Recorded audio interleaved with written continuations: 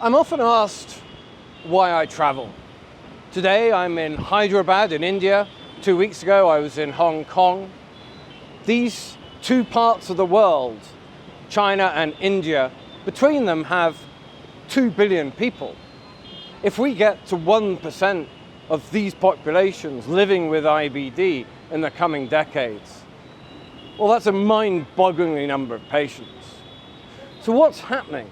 Well, to truly understand this phenomenon of global IBD, I think it's important to visit and to understand from the people who are managing in their clinics day in, day out, the clinicians, the scientists, the policymakers, the locals, to experience the environment and to hear from themselves.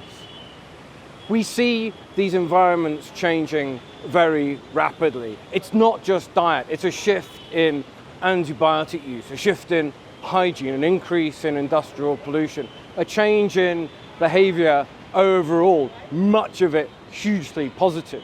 This hospital that I'm at now, the Yashoda Hospital, is high-tech, state-of-the-art, leading to patients getting really fantastic care for all gastroenterology diseases, including inflammatory bowel diseases.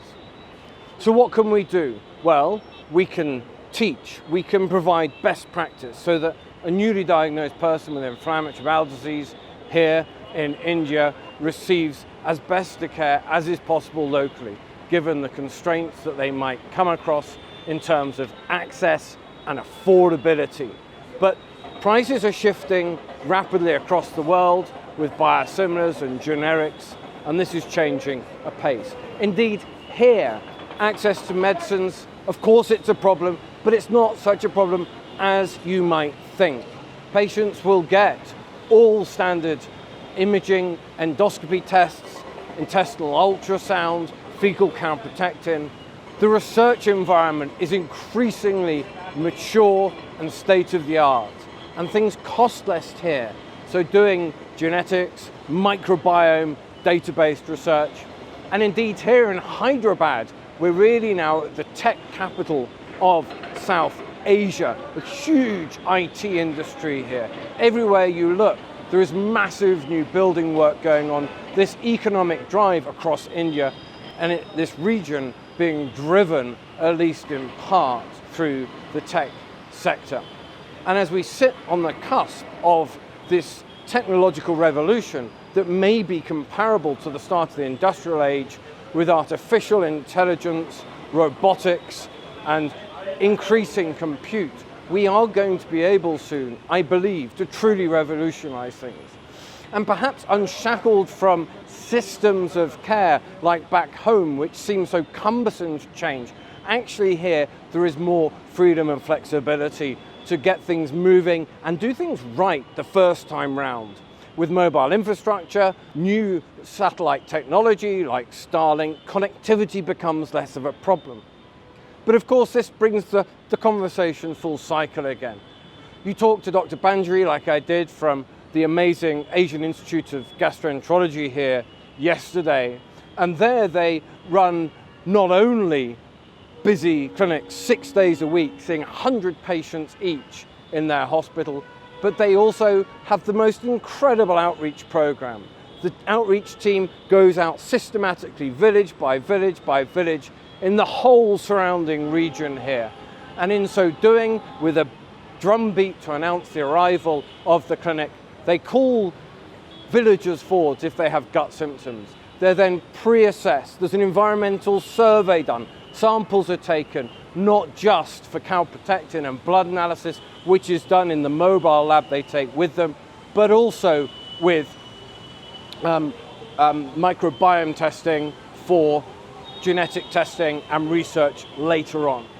And then once a week, they bring the bus, which has a mobile endoscopy unit, providing point-of-care endoscopy and diagnosis. Those people with a diagnosis of inflammatory bowel disease then have their care transferred into the hospital, where they are given state-of-the-art care and where their samples are collected and biobanked. Rupa has amassed 10,000 IBD patients in the biobank here, and indeed is just looking for additional funding until these samples can have their genomes sequenced, the microbiomes analyzed, along with their rich phenotypic data. So to travel and come here, I can teach, I can learn, we can collaborate, and together we can start to think about how we provide better care for all of our patients in terms of treatments, combinations, monitoring, and other therapeutic strategies. We can start to think about truly innovative modes of care where the emerging IBD management has the convergence of digital telemonitoring, smart technology, and artificial intelligence with passive, frictionless monitoring for our patients. But more than that, there is an opportunity, if we do it right, to do the research, to learn enough to implement preventative strategies. And that's the approach that will start to get us much, much closer to dealing with this problem.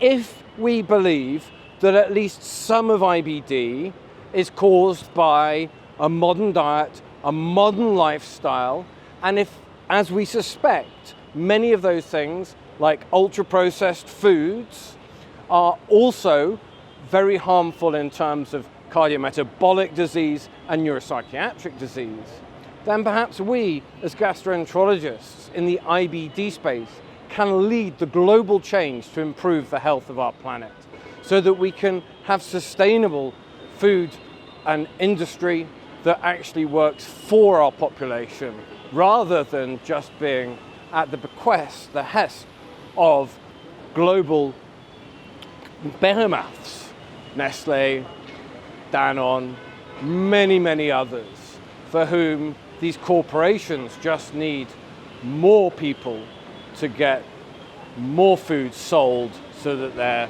shareholders can get more profit. A slightly cynical point to end on, but really this is an optimistic note, that the world is, despite huge geopolitical turmoil, actually quite a small place, a fragile place, and everywhere in the world, humans are the same, really kind, caring people at heart. And if you look through the lens of inflammatory bowel disease, you can then look beyond geopolitics.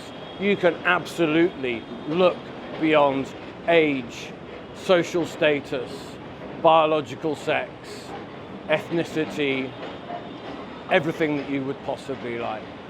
So it brings us together in a way to not just be able to understand how each other live, and I think to be compassionate to all others in this day and age is so important, but it also gives us an opportunity to really start to tackle this global pandemic of non-communicable diseases, not just heart disease, diabetes, and dementia, but inflammatory bowel disease too.